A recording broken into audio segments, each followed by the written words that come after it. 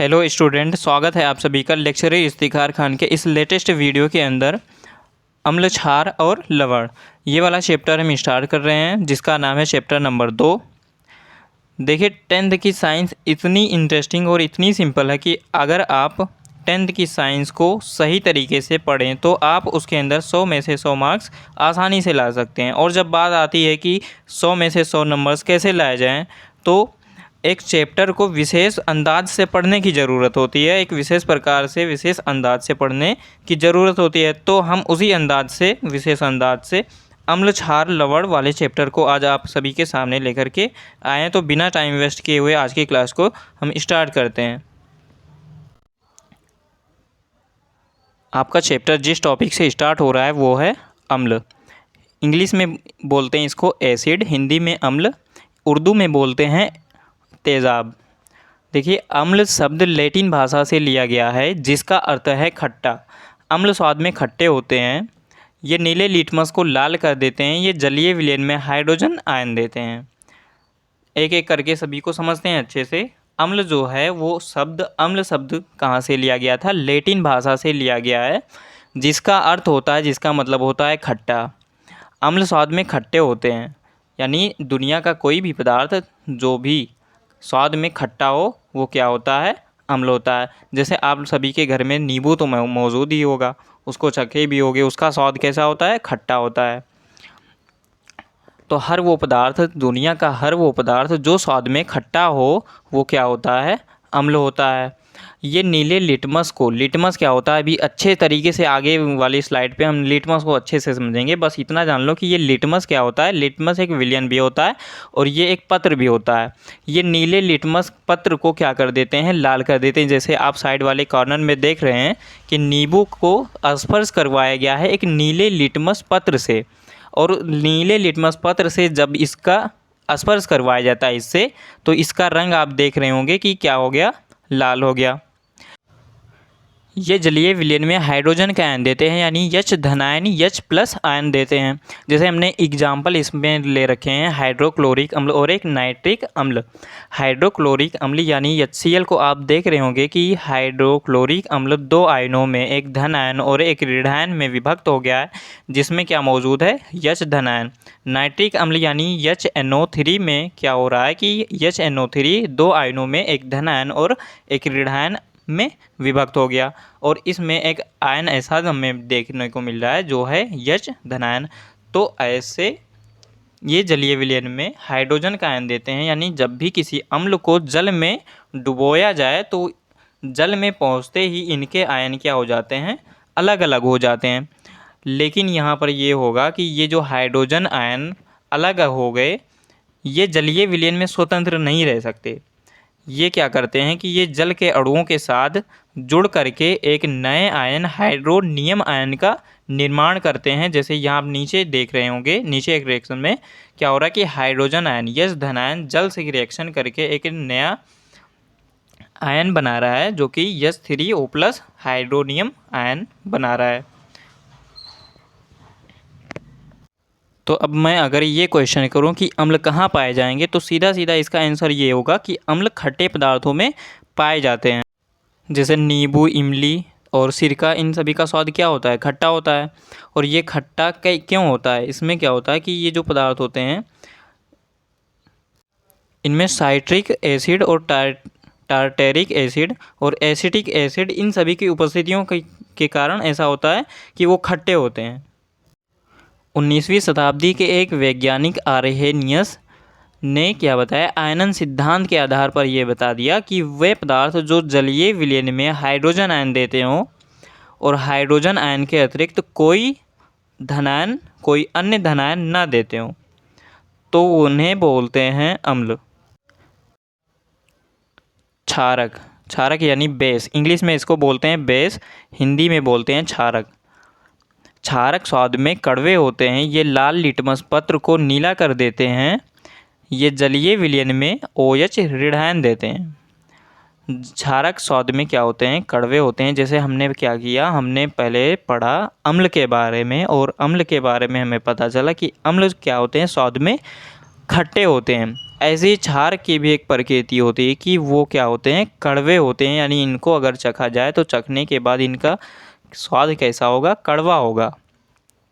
ये लाल लिटमस पत्र को नीला कर देते हैं। जैसे हमने पढ़ा था कि अम्ल नीले लिटमस पत्र को लाल कर देते हैं, इसी प्रकार इसका उल्टा यहाँ पे होता है।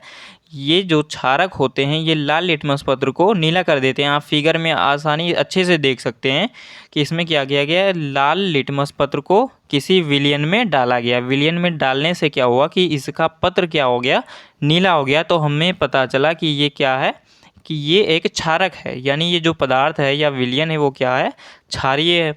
और ये जलीय विलयन में OH ऋणायन देते हैं।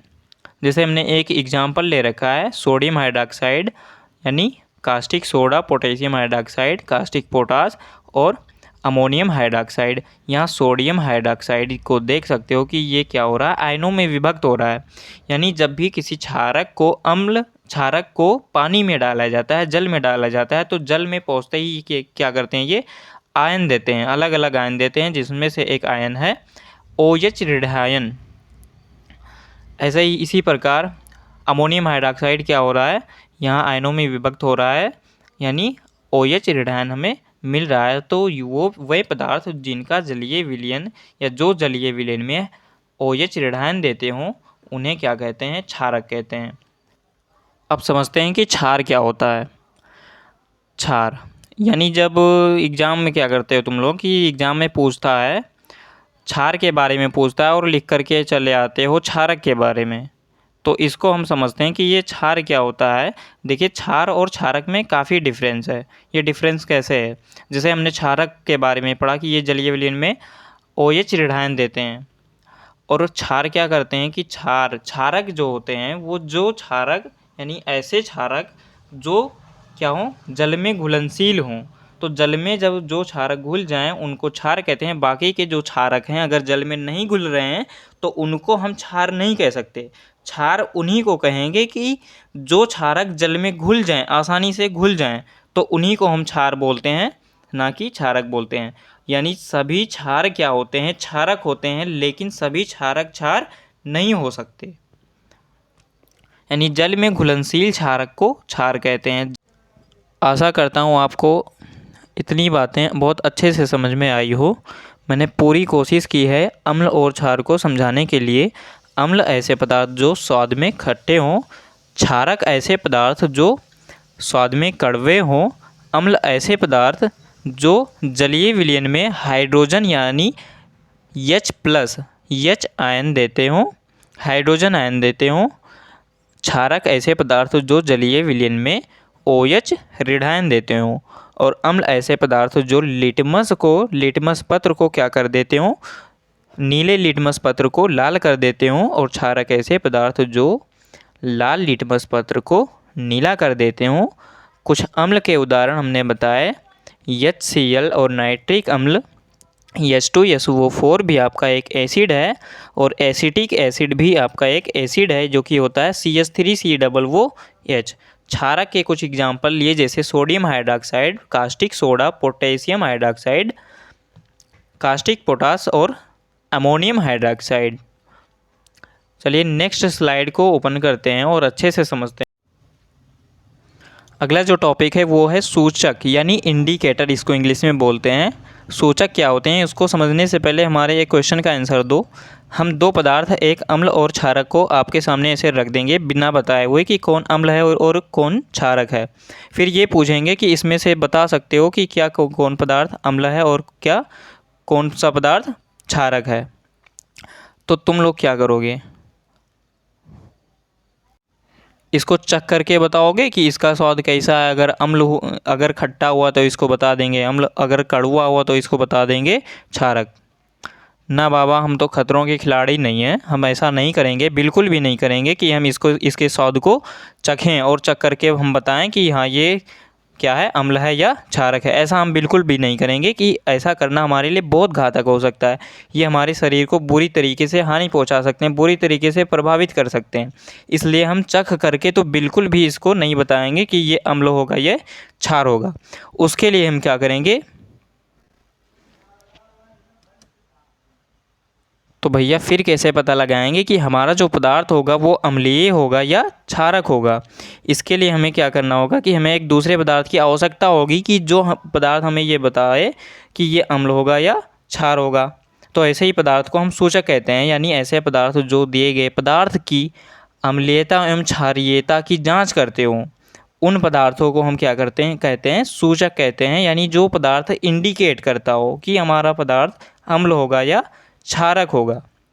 तो अम्ल और क्षारक की अम्लीय और क्षारकीयता को जांचने के लिए जिन पदार्थों को उपयोग में लाया जाता है वो हमारे कहलाते हैं सूचक।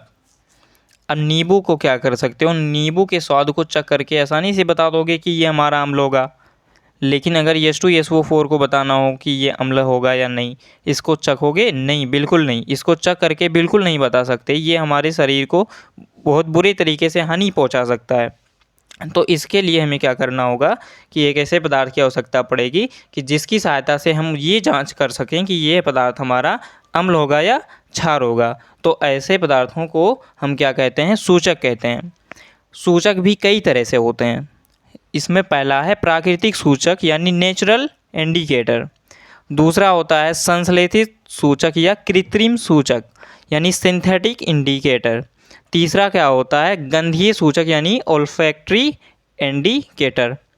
अब इनको क्या करते हैं, इनको एक एक करके प्राकृतिक सूचक, संश्लेषित सूचक, गंधीय सूचक को समझते हैं बहुत अच्छे तरीके से। तो नेक्स्ट स्लाइड को ओपन कर लेते हैं। पहला जो सूचक है वो है प्राकृतिक सूचक यानी नेचुरल इंडिकेटर। वह सूचक जो पौधों से प्राप्त होते हैं उन्हें प्राकृतिक सूचक कहते हैं। यानी जिनका निर्माण, जिन सूचकों का निर्माण प्रकृति खुद करती है उनको हम क्या कहते हैं, प्राकृतिक सूचक कहते हैं। जैसे प्रकृति किन सूचकों का निर्माण करती है, इसमें से एक है लिटमस, हल्दी, लाल गोभी इत्यादि। लिटमस तो देखा होगा या नहीं देखा होगा, हल्दी तो मौजूद ही होता है सभी के घर में, लाल गोभी भी होती है एक सब्जी, वो भी होती है। तो ये सभी क्या होते हैं, एक सूचक की तरह कार्य करते हैं। यानी ये अम्लीय और क्षारीयता को बताने का काम करते हैं। तो इस तरह इनको क्या बोल सकते हैं, एक प्राकृतिक सूचक कहते हैं।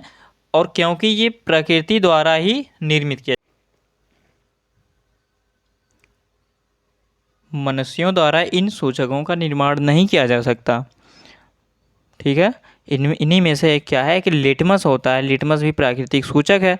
और लिटमस को समझते हैं कि लिटमस क्या होता है। लिटमस विलियन बैगनी रंग का एक रंजक होता है जो थैलोफाइटा समूह के लाइकेन पौधे से निकाला जाता है।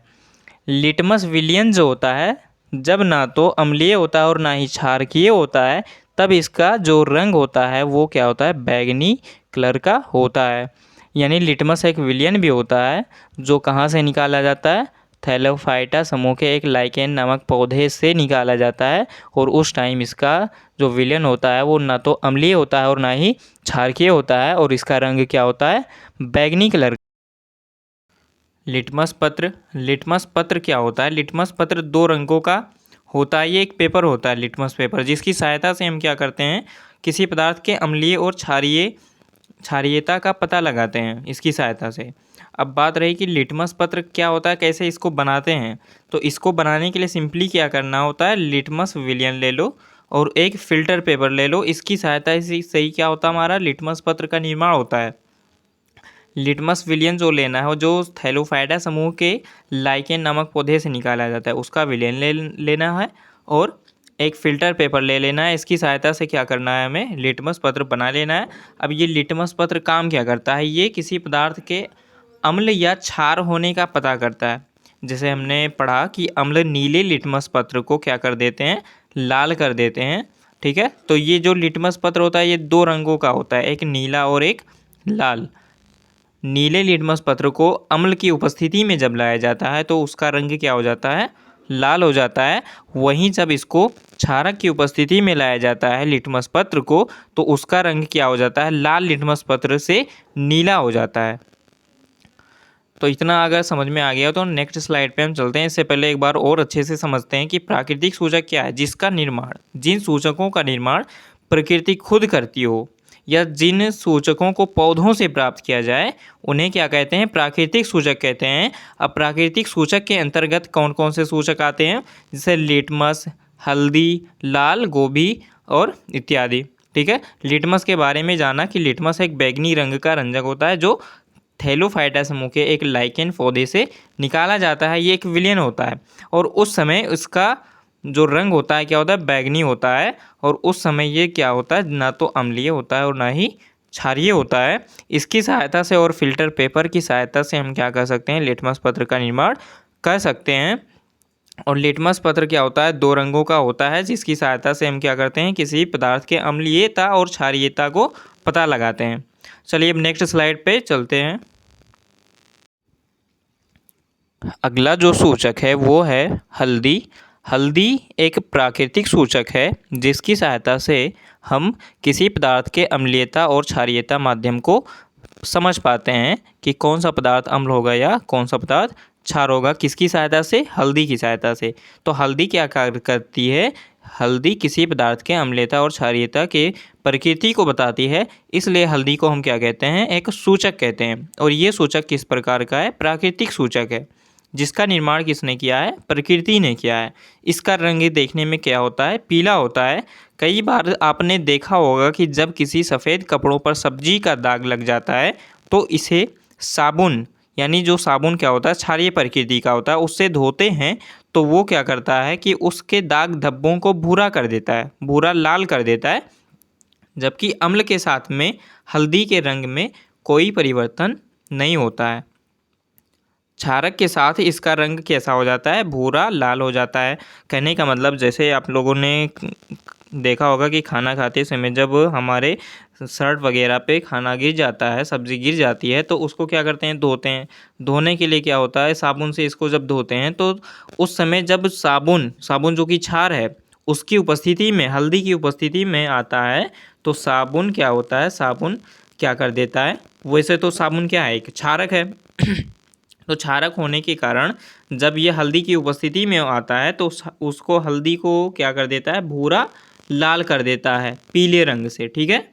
तो हम ये कह सकते हैं कि जब भी क्षारक को हल्दी की उपस्थिति में लाया जाएगा तो उसका रंग क्या हो जाएगा, भूरा लाल रंग हो जाएगा। यानी यहाँ हल्दी क्या कर रही है, एक सूचक का काम करती है जो कि ये बताती है कि हमारा पदार्थ क्षार है या अम्ल है।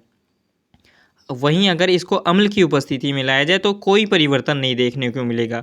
सिर्फ ऐसा हो सकता है कि अगर साबुन जैसा, जो कि एक क्षार पदार्थ है, क्षारक है, ठीक है, तो उसको क्या करेंगे, उसको हल्दी की उपस्थिति में लाने से उसका हल्दी का रंग कैसा हो जाएगा, भूरा लाल रंग हो जाएगा। ठीक है। चलिए नेक्स्ट स्लाइड पे चलते हैं। अगला जो सूचक का प्रकार है वो है संश्लेषित सूचक यानी सिंथेटिक इंडिकेटर। संश्लेषित सूचक को एक नाम से और जानते हैं, वो क्या है, कृत्रिम सूचक। ठीक है। तो ये वो कैसे सूचक होते हैं, ये वह सूचक होते हैं जो प्राकृतिक नहीं होते बल्कि ये रासायनिक पदार्थों से क्या किए जाते हैं, बनाए जाते हैं। यानी इनका जो निर्माण किया जाता है वो लेबोरेटरी में किया जाता है। इनका निर्माण प्रकृति नहीं करती है, इसलिए इनको प्राकृतिक सूचक नहीं बोल सकते। जैसे मेथिल ऑरेंज और फिनॉल्फेथेलीन, इनका जो निर्माण है वो कैसे किया जाता है, किसी रासायनिक पदार्थ द्वारा इनका निर्माण किया जाता है, जो कि कहाँ, लेबोरेटरी में इनका निर्माण किया जाता है। ठीक है। तो इनको क्या, कौन बनाते हैं, इनको मनुष्य बनाते हैं। ठीक है। तो इसलिए इनको कृत्रिम भी सूचक भी कहते हैं, यानी संश्लेषित सूचक, सिंथेटिक इंडिकेटर। इसके कुछ एग्जाम्पल हैं, कौन से, मेथिल ऑरेंज और फिनॉल्फेथेलीन। ठीक है। इनका उपयोग क्या होता है, इनका उपयोग इसलिए होता है, ये क्षारक और अम्ल की जांच करने के लिए होता है। इनकी सहायता से हम क्या करते हैं कि अम्ल और क्षारक का पता लगाते हैं। जैसे हमारा कोई पदार्थ अम्ल है, उसको हम क्या करेंगे, फिनॉल्फेथेलीन जैसे पदार्थ की उपस्थिति में लाएंगे तो क्या होगा कि फिनॉल्फेथेलीन का रंग क्या हो जाएगा, रंगीन हो जाएगा। और इससे पहले ये भी जान लो कि फिनॉल्फेथेलीन का रंग क्या होता है, जबकि वो किसी अम्ल और क्षारक की उपस्थिति में नहीं होता, उससे पहले उसका रंग जो होता है वो रंगहीन ही होता है। ठीक है। तो अम्ल की उपस्थिति में जब इसको लाया जाता है तो उसका रंग बिल्कुल भी परिवर्तन नहीं होता, उसका रंग बिल्कुल रंगहीन ही होता है। ठीक है।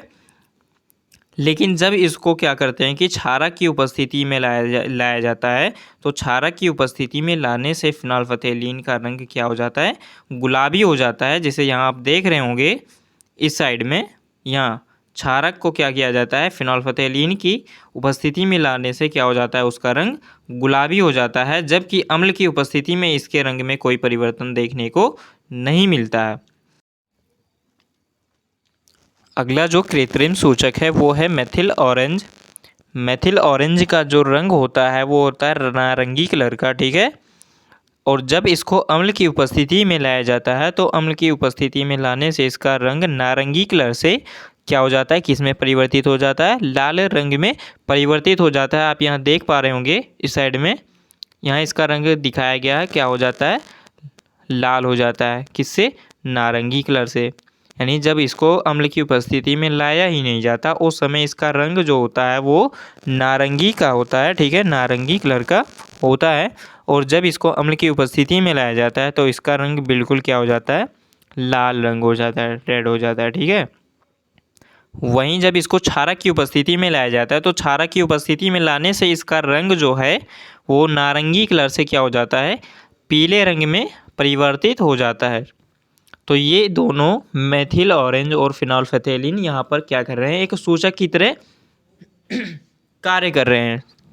किस तरह कार्य कर रहे हैं, सूचक की तरह से, क्योंकि ये जो हैं, ये जो पदार्थ हैं ये हमारे पदार्थों को क्या करते हैं, इंडिकेट करते हैं कि हमारा पदार्थ कैसा है, अम्ल है या क्षारक है। तो इसलिए इनको क्या कहते हैं, सूचक कहते हैं। और इस तरह के सूचक को हम क्या कहते हैं, मेथिल, इस तरह के सूचक को क्या कहते हैं, संश्लेषित सूचक कहते हैं। क्यों, क्योंकि ये क्या होते हैं, संश्लेषित सूचक या कृत्रिम सूचक भी इनको कहते हैं, क्योंकि इनको क्या किया जाता है, इनको लेबोरेटरी में बनाया जाता है किसी भी रासायनिक पदार्थ से, ठीक है। तो इनका जो उपयोग होगा वो क्या होगा, किसी अम्ल और क्षारक की जांच के लिए होगा, ठीक। बाकी ये फिनोल्फथेलीन जो होते हैं वो रंगहीन कलर के पदार्थ होते हैं, जो अम्ल की उपस्थिति में आने से क्या हो जाता है, इसका रंग वही होता है, परिवर्तित ही नहीं होता, परिवर्तन ही नहीं देखने को मिलता है इसके रंग में। जबकि इसको क्षारक की उपस्थिति में लाने से इसका रंग क्या हो जाता है, गुलाबी कलर का हो जाता है। वहीं मेथिल ऑरेंज, जिसका जो रंग है वो होता है ऑरेंज, इसीलिए इसका जो नाम पड़ा वो मेथिल ऑरेंज पड़ा, ठीक। और इसको अम्ल की उपस्थिति में लाने से इसका रंग जो है वो क्या हो जाता है, ऑरेंज से लाल हो जाता है, रेड।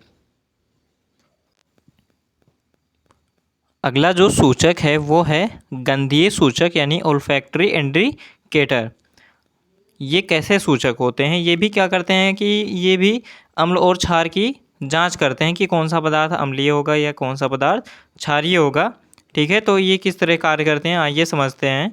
ये ऐसे पदार्थ होते हैं कि जिनकी गंध अम्लीय और क्षारीय माध्यम में बदल जाती है, ऐसे पदार्थों को गंधीय सूचक कहते हैं।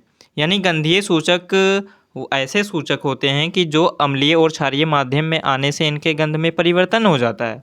अब वो परिवर्तन कैसे होगा, किस तरह होगा, उसको समझने के लिए हम क्या करते हैं, पहले ये समझते हैं कि हमारे गंधीय सूचक कौन कौन से हैं। जैसे वेनिला, प्याज और लौंग। प्याज का रस भी एक क्या होता है, एक सूचक की तरह कार्य करता है, और लौंग भी क्या करता है, एक सूचक की तरह कार्य करता है। वहीं वेनिला का उपयोग कहाँ किया जाता है, वेनिला एक आइसक्रीम में बनाने में किया जाता है, इसके स्वाद में किया जाता है। तो इन तीनों को हम समझते हैं कि ये किस तरह एक सूचक की तरह कार्य करते हैं। जैसे प्याज का रस, प्याज तो सभी के घर में मौजूद है जो कि सलाद में यूज़ किया जाता है। तो प्याज के रस को क्या करना है, निकालना है। प्याज के रस को हम क्या कर देते हैं, प्याज से निकालते हैं, उसके रस को निकाल लेंगे। उसके बाद में क्या करेंगे, प्याज का रस कैसा होता है, प्याज के रस का गंध तो पता ही होगा सभी को। उसके बाद में हम क्या करेंगे, उसको अम्ल की उपस्थिति में लाएंगे। तो अम्ल की उपस्थिति में लाने से उसके गंध में परिवर्तन देखने को मिलेगा। यानी प्याज का जो रस होगा सामान्य से उसका गंध बहुत तेज़ी से बढ़ जाएगा। यानी पहले जो गंध था वो कम था, समान था, उससे क्या होगा कि जब उसको अम्ल की उपस्थिति में लाएंगे तो अम्ल की उपस्थिति में लाने से उसके गंध में परिवर्तन देखने को मिलेगा। यानी उसके गंध क्या हो जाएंगे, बढ़ जाएंगे, और तेज़ी से उसमें से गंध आएगी प्याज के रस की, ठीक है। वहीं इसको क्या करते हैं कि क्षारक की उपस्थिति में जब इसको लाएंगे तो क्षारक की उपस्थिति में लाने से इसमें से कोई गंध नहीं आएगा, यानी जो पहले गंध था वो भी चला जाएगा, गायब हो जाएगा, नो स्मेल रहेगा, उसमें कोई गंध नहीं आएगी। ये होता है क्षारक की उपस्थिति में प्याज का रस। जब उसको लाओगे क्षारक की उपस्थिति में प्याज के रस को, तो उसमें से कोई गंध नहीं निकलेगा। और अम्ल की उपस्थिति में जब इसको लाया जाएगा तो उसका गंध सामान्य से क्या हो जाएगा, बढ़ जाएगा। वेनिला क्या है, वेनिला आइसक्रीम में फ्लेवर देने के लिए यूज होता है। वेनिला आइसक्रीम आप लोग खाए भी होंगे, ठीक है, ये वही वेनिला है। इसका जो गंध होता है वो समान होता है किसकी उपस्थिति में, अम्ल की उपस्थिति में, यानी जो पहले इसका गंध होता है अम्ल की उपस्थिति में आने के बाद भी उसका गंध क्या होता है, समान होता है। वहीं इसको जब क्षारक की उपस्थिति में लाया जाता है तो क्षारक की उपस्थिति में इसके गंध में कोई परिवर्तन, इसके गंध में क्या होता है, परिवर्तन होता है। और वो परिवर्तन ऐसा होता है कि बिल्कुल भी गंध नहीं आएगी उसमें से, यानी जो इसका पहले गंध था क्षारक की उपस्थिति में आते ही इसका गंध सारा गायब हो गया, नो स्मेल मिला, वहाँ पे कोई स्मेल नहीं था। तो इससे हम क्या पता चलेगा हमें कि ये जो पदार्थ होगा वो कैसा होगा, क्षारक होगा। वही लौंग का तेल जो है वो क्या होता है, वो भी अम्ल की उपस्थिति में उसका गंध समान होता है। और जब इसको क्षारक की उपस्थिति में लाया जाता है तो क्षारक की उपस्थिति में इसका जो गंध रहता है वो गायब हो जाता है।